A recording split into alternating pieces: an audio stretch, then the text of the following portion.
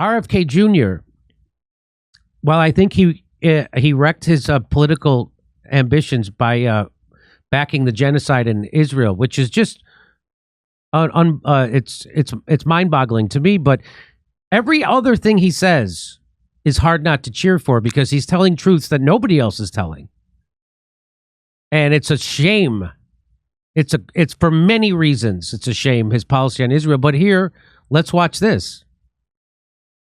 This is a war that should have never happened. It's a war the Russians tried repeatedly to settle on terms that were very, very beneficial to Ukraine and us. The major thing they wanted was for us to keep NATO out of the Ukraine. The big military contractors want to add new countries to NATO all the time. Why?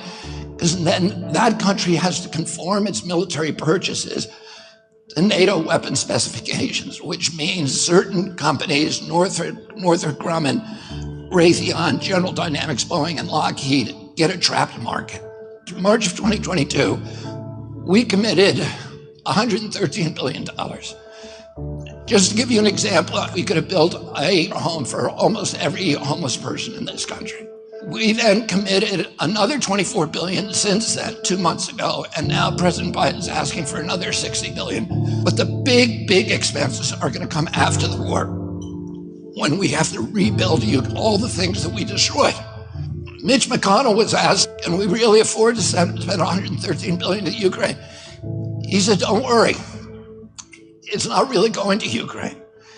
It's going to American defense manufacturers. So he just admitted it's a money laundering scheme. And who do you think owns every one of those companies? BlackRock. So Tim Scott, during the Republican debate, said, don't worry, it's not a gift to Ukraine, it's a loan. So raise your hand if you think that loan's ever getting paid back. Yeah, of course it's not. So why do they call it a loan? Because if they call it a loan, they can impose loan conditions. And what are the loan conditions that we impose on?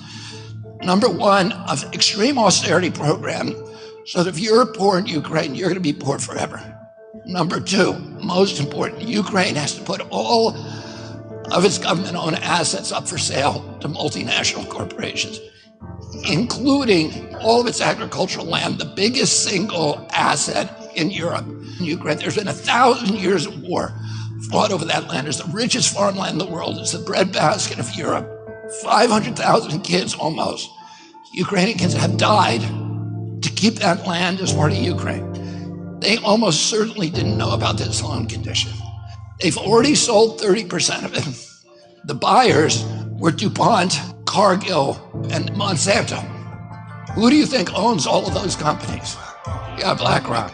And then in December, President Biden gave out the contract to rebuild Ukraine.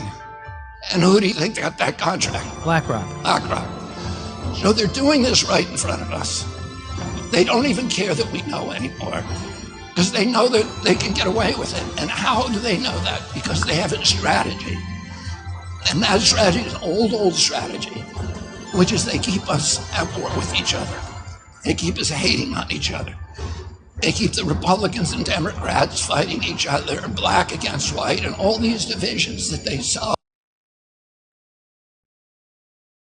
So that's the game that's being played. And nobody else is saying it like that. Nobody else is saying it like that. Nobody.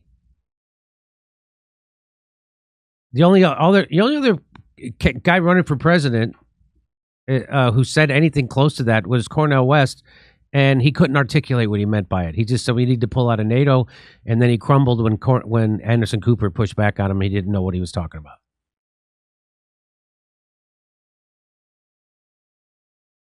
That is the message they don't want to get out. That is the message. That's why they slander that guy up and down, left and right, every way possible.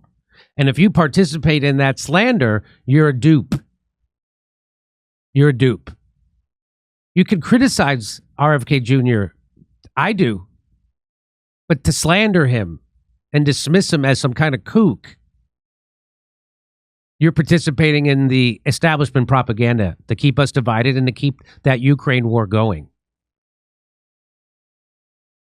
Now, again, the ultimate tragedy and head scratcher is that he has such clarity on what the establishment's doing in Ukraine and the game that they play over and over and over again. And then he falls for that game in Israel, Palestine. It's a tragedy because we need someone with that message and that kind of clarity, and that the clarity of bringing people together and calling out that game. You know, that's what we thought. That's what I thought Barack Obama was doing. Remember, he said, "There's no red state America. There's no blue state America. There's just the United States of America." And people cheered that. Bring people together. But he wasn't really. So as soon as Barack Obama got elected, he disbanded his following of young people. Did nothing, asked them to do nothing. Because he was there to do the bidding of the banks, the military-industrial complex, big pharma, big insurance, and the oil companies. That's what Barack, and Wall Street. That's what Barack Obama did. Nothing great about Barack Obama except his ability to fool people into thinking he wasn't what he was.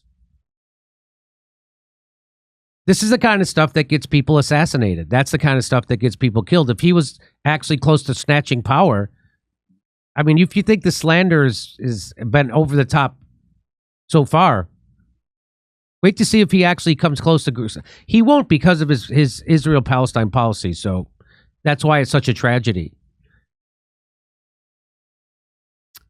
Anyway, but I'm glad he's running. I'm glad he's saying things like this because there's a lot of people who are hearing it. And this will wake them up. Hey, there's still tickets available in Stockholm, Oslo, Stroudsburg, Pennsylvania, Cortland, New York, Oakmont, Pennsylvania, El Paso, Texas, San Antonio, Texas, Edmonton, Alberta, Vancouver, British Columbia, Denver, Ashland, Virginia, and Athens, Georgia. See you there.